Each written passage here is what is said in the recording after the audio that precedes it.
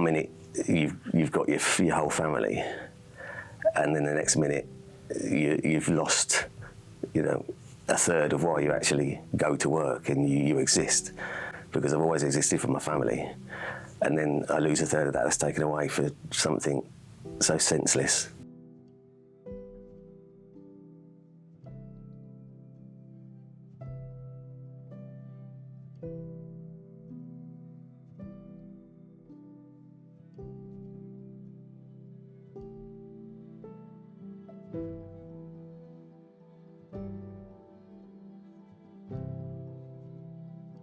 Aidan was, he was 19.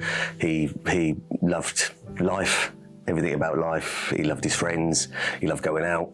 He loved music. He loved the Pixies. Nirvana, always fun, and he included everyone. There was no one he wouldn't include. Yeah, everyone loved him. He just was perfect. It was the 10th of December, so we were the tragic Christmas story sort of thing. England were playing France, and Aidan was going out to watch the football, like I was. He came downstairs, said, "Right, I'm off now." I just said to him, "Okay, just don't let anyone drink or drive," because I knew they was going out in a couple of cars. We're going to the local sports club, and then he left, and then that was the last time I ever saw him. Never saw him again. I was in the pub watching the football. Football had ended. One of the cars came back. They said they'd heard there'd been an accident in the other car, and Aidan was obviously in the other car. I spent time trying to phone him. I didn't want to think it, but it was a gut feeling that there was something wrong. So my brother came over and we drove up to the scene. Ambulances, fire engines, there was a cordon, you couldn't get anywhere near. We saw a policeman that was guarding the cordon, and we said, "Look, we're Aidan Webb's parents," and he didn't really want to say anything, but we said, "Look, we desperately need to find out what's happened to him," and yeah, he told us he'd passed away at the scene. The other 4 people in the car were okay, and it was just Aidan that passed away. We got told by the police that the driver was over the limit. My wife Angela wanted to see him the next day at the hospital.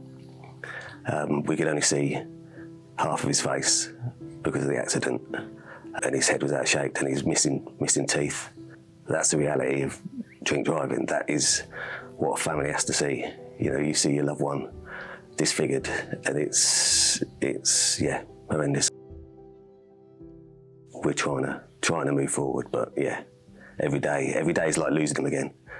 Every Christmas, every Easter, every birthday. It's just you lose him over and over again. You have to listen to your wife cry every night in bed, and that's constant.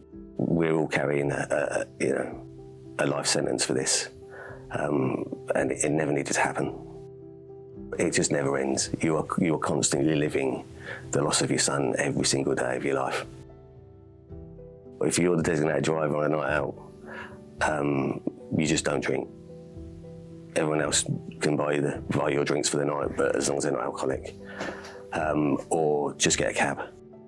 If Aidan had phoned us that night, we'd have gotten a cab home.